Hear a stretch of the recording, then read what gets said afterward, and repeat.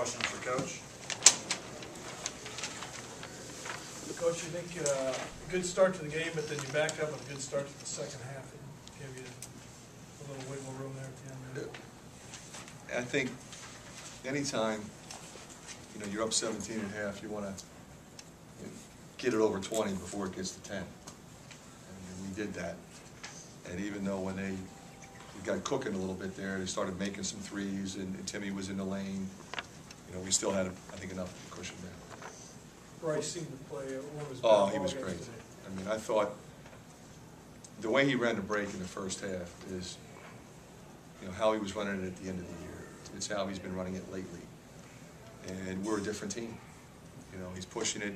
His decision-making today was phenomenal. 5-1 assists, but he locked in on the glass, and this is a team that really rebounds. He gets 7 rebounds, 17 points, made his free throws. In the second half, that one stretch where we were really struggling offensively for about 3 or 4 minutes, he made a huge basket in traffic at the end of the shot clock. I mean, just really played like a senior. Do you think starting defense on Frazier too?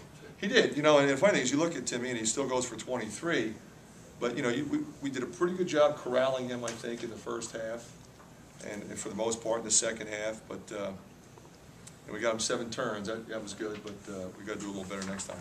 You think starting puts him in a better frame of mind? No question, absolutely. That's probably true for just about everybody. There are some that, for whatever reason, like to come off the bench.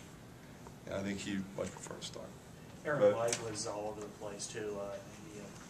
17 points, 9 rebounds, assists, steals.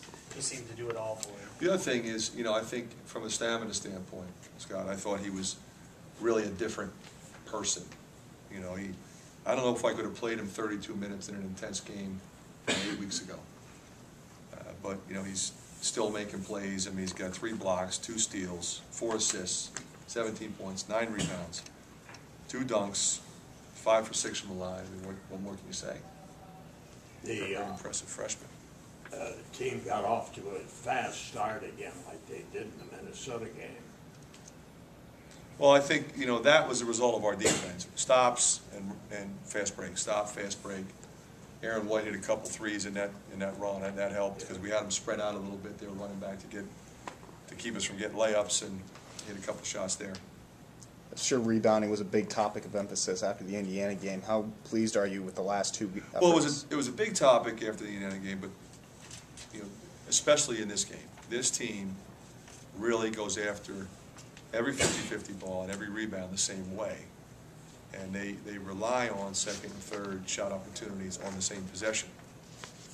And we were ready for that, and we competed. You have to, or else they're just going to keep getting the ball back and make it that much hard for you. Just hang around. Then he hits some threes. Frazier gets going, and that's kind of what happened in the Illinois game. You don't necessarily have a guy who is going to have like 15 rebounds a night or something like that. Are you pleased when you see the balance of rebounding? Well, you know what? The way they play, that's what it has to be. Mm-hmm. It's got to be everybody, and that was the most impressive thing about Bryce Cartwright's line, in my opinion, because who their leading rebounder is? Frazier. So our point guard had to get in there and mix it up today, and he did. Was there any anxiety for you with that 86-87 team here getting ready and wondering how your team would perform with all that attention on one of the great teams? And in all honesty, Rick, I have the same level of anxiety for every game no matter what. If it's the first game of the season, if it's a crucial Big Ten game, I'm very focused, prepare hard, get these kids ready. The only thing I talked to them about was just understanding, who came before you and what legacy they left and the standard that we aspire to. I mean, they were ranked number 1. They were a bucket away from going to the Final Four. I mean, that's a team that legitimately could have won the national championship. So that's where we want to be, and that's the standard of what our fans expect for Iowa basketball. We got a little ways to go yet, but we're making progress, and I felt that they responded to that challenge and wanting to perform with those guys here. The inside passing has been pretty crisp the last couple of games. Is that just guys getting comfortable with one another? Well, I think it's also a function of White and McCabe. They're good passers. Masavi's not bad, but he's more of a post-up receiver, finisher, than he is a high-low dump-down passer or a driving kick guy. So I think that's got a little to do with it. Were you ever starting to worry that maybe Bryce wasn't going to get back to this level? I think very briefly, because in the beginning we were just trying to figure out what was wrong with him. You know, he had a multitude of things that affected his energy level, affected his concentration, and he wasn't himself. So I can yell at him or whatever, but I mean, he wasn't physically ready to do it. There were a couple times where I felt like he was back healthy and then was still sideways a little bit with his game. And that was disappointing. And that's when I challenged him to play both ends of the floor. You know, you're not just the guy who runs the break and throws the ball to open people and makes a shot once in a while. You have to understand that you're the point of attack defensively. And once he bought into that, he's been a different player. He can affect the game.